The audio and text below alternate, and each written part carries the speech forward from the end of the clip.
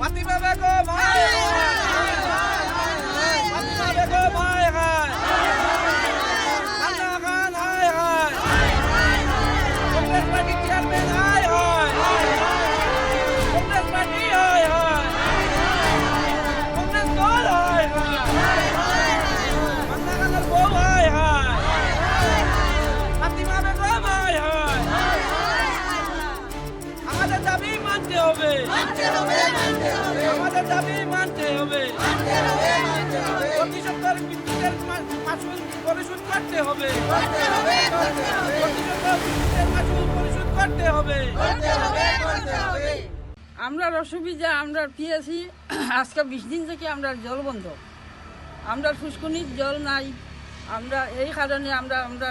PSC কমিটিরে জানাইলাম তারা গেল গিয়া জানাইল তারা হয়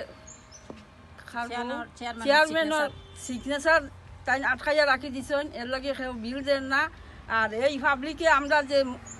এত কষ্ট আমরা গ্রামবাসী করি আর এখন কিনিয়া আমরা জল খাবার তো ক্ষমতা নাই তবুও তো জল ছাড়া আমরা বাঁচতে পারতাম না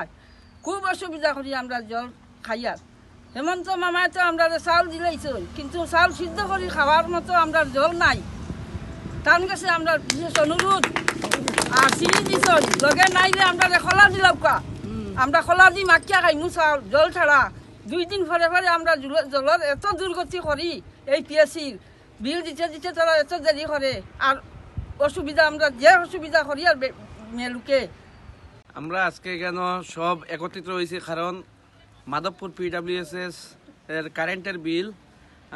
আমাদের চেয়ারম্যান ফাতিমা বেগম মান্না খানের স্ত্রী কংগ্রেস পার্টি থেকে চেয়ারম্যান হয়েছেন চেয়ারম্যান হইয়া আমরা সাধারণ মানুষরে আজকে কষ্ট দিরা কারেন্টের বিল দিরা না এরপরে জেএমএস স্টাফের বিল দিরা না তাই বিল আটকাইয়া কী কারণে রাখছেন এটা পাবলিকের সামনে তুলিয়া দরকার আর সাধারণ মানুষের আজকে ড্রাই সিজন সাধারণ মানুষের কষ্ট দিয়া এইসব নোংরা রাজনীতির আমরা ধিক্কার জানাই মাধবপুর গ্রামবাসীর তরফ থেকে আর কংগ্রেসের এইসব নীতির কারণে তারা কোনোদিনও সরকারও আইতে পারে না আর আইতেও পারতো না জল বন্ধ আজকে 15 দিন থেকে এটার কারণ কারেন্টের বিল আমরা জিপি থেকে বা ব্লক থেকে ফাটাইয়া দেওয়া হয়েছে নোডাল অ্যাকাউন্টও কিন্তু চেয়ারম্যানে সিগনেচার দেন না করিয়া আজকে আমরা জল পাইলাম না